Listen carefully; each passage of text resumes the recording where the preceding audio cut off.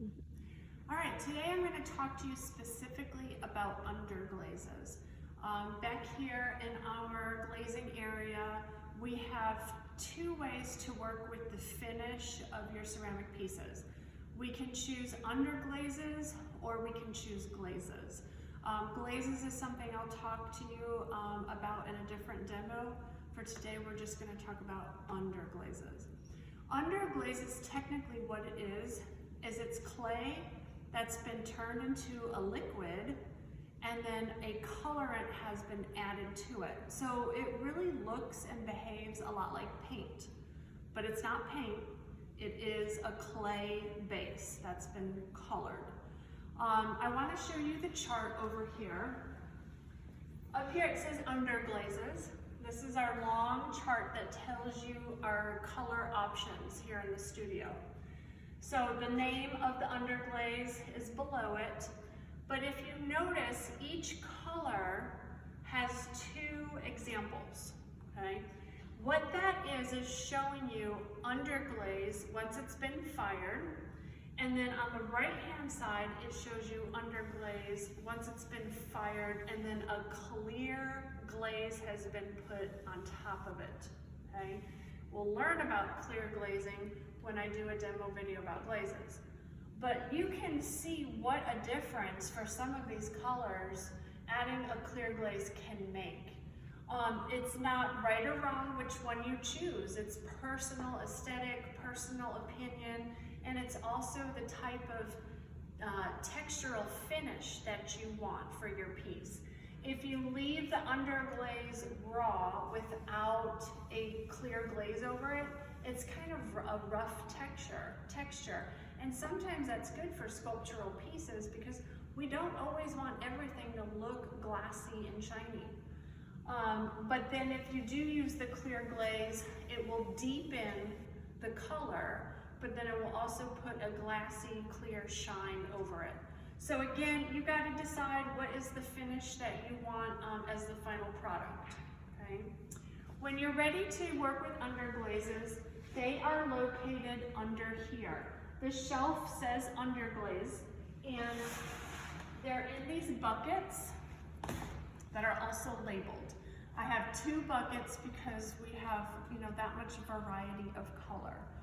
When you pull them out, you can pretty much tell the color by the bottle, but just to be sure, this white label gives you the actual name of it.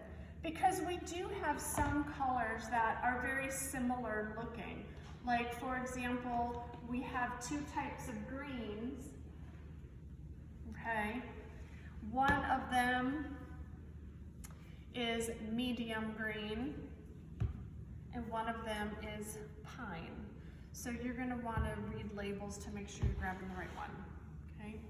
The other tools you'll need for underglazes is a paint palette, which are located behind me, and then you'll use glazing brushes, and then a bucket of water, which I have like small buckets like this located over here just for the glazing area. Please don't use clay buckets for this area. And we're going to treat it, like I said, a lot like paint, okay? So as you notice in my palette, I went ahead and poured the three underglaze colors that I'm going to use today, okay? Now we need to talk about what stage of clay we apply underglazes. This is probably the most important information, okay? Underglazes are diverse. You can put them on late leather hard, and you can put them on bisqueware. So it's nice that it's versatile, but you also want to be smart with your time. If you know you're going to be using underglazes, you are going to want to apply them onto late leather hard, so that when it goes into the very first firing and comes out of that very first firing, you will have bisqueware, but you will have the underglaze already burned into it, okay? That allows you then the freedom to take the bisqueware and use a glaze, okay? If you think about it, if I take bisqueware that doesn't have underglaze on it, okay? And I apply my underglazes to bisqueware. Okay, that's perfectly fine. I really can do that. But the thing is, I now have to refire this piece, let it come out of the kiln again, and then I can dip it into a glaze. If I were to dip it into a glaze right now, all of that underglaze would wash right off because it's not burned in to the pottery. So what's happening here is I have to do an extra firing in order to glaze this. And you know, that can really add a lot of time onto finishing your artwork, okay? So you can do it, I don't advise it, but sometimes we change our minds. And if that happens, it's perfectly okay. So, like I said, the best time to work with an underglaze is late leather hard. If it is still early leather hard, that means that there's still quite a bit of moisture in your clay. And it's really hard to add more moisture on top of moisture-filled clay. It'll just kind of slime around. It won't really like stick to the piece, okay? The other thing is we do not want to wait for greenware, okay? Greenware is when it's bone dry and it's the most fragile stage. You definitely don't want to be applying a bunch of wet underglaze to greenware. I guarantee it will break on you, okay?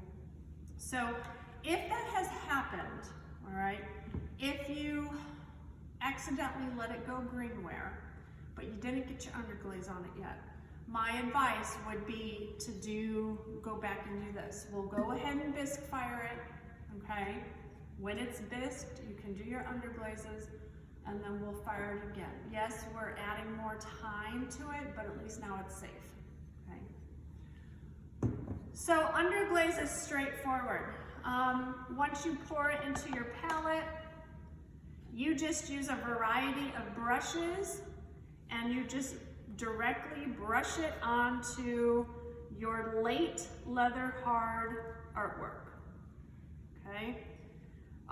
You can work with it kind of like paint, meaning you can lighten and darken and mix colors. That is okay, that will work, all right? You can also layer colors.